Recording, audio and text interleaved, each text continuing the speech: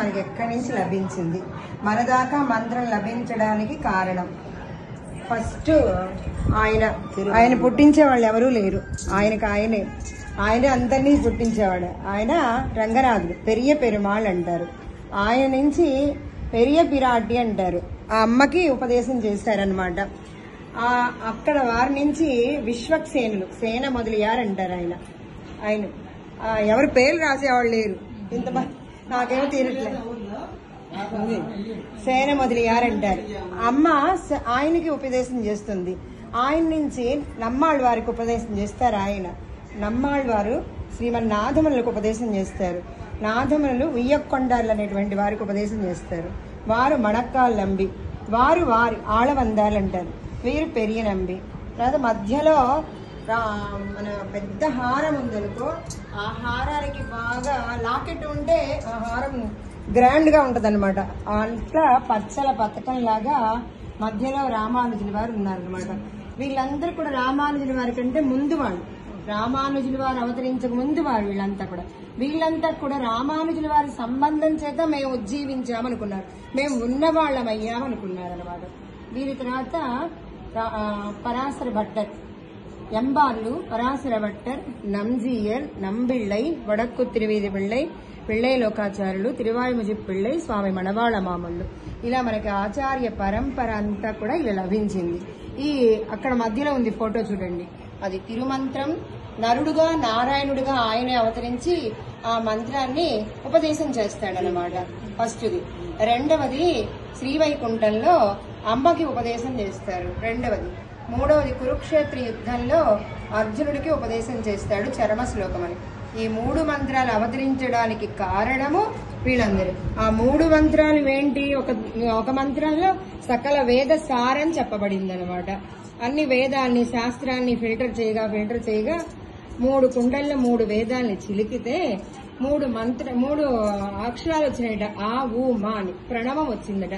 ఆ ప్రణవ అర్థమే తిరుమంత్రం, ద్వయమంత్రం, రామాయణం, భారతం, భాగవతం, దివ్య ప్రబంధాలు ఇవన్నీ కూడా.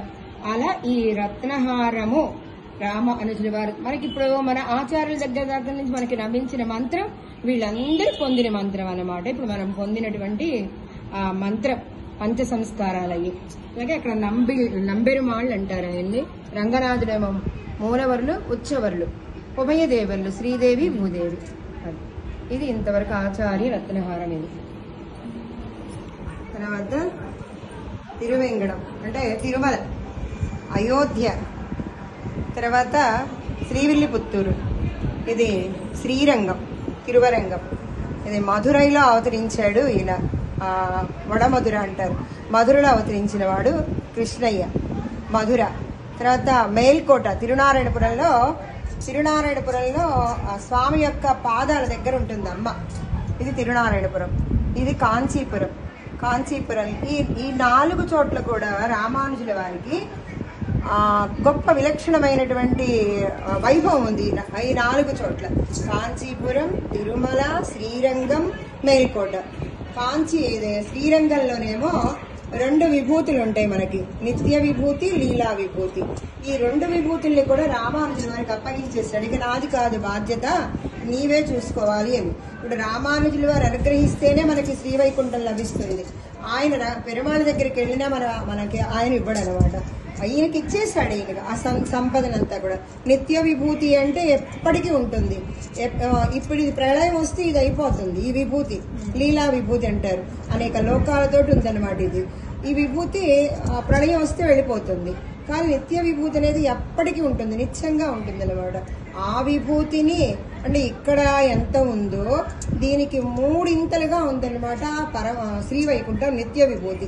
లీలా విభూతి మనం చూసే మన దృష్టికి మన సైన్స్ శక్తికి అందినంత కాకుండా అనేక లోకాలు ఉంటాయి కదా, ఆ లోకాలన్నీ బ్రహ్మలోకం వరకు ఉన్నదాన్నంతా కూడా లీలా విభూతి అంటారనమాట.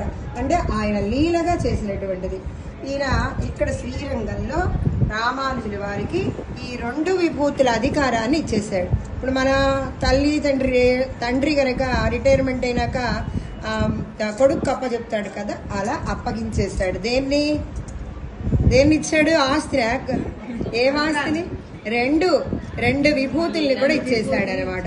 నిత్య విభూతి, లీలా విభూతి, తరగనంత గొప్ప సంపదని ఇచ్చేసాడు అనమాట. అది ఇది ఇక్కడ కొడుకు స్థానంలో ఉన్నారు రామానుజుల వారు.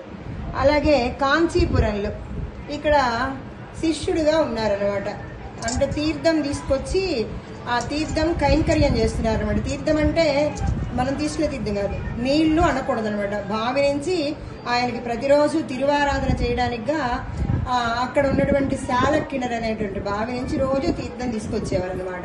స్వామికి తిరుమంజనం చేయడానికి కానీ, అర్ఘ్యపాద్యాచమనం ఇవ్వడానికి కానీ అది చేస్తూ ఉండేవారు.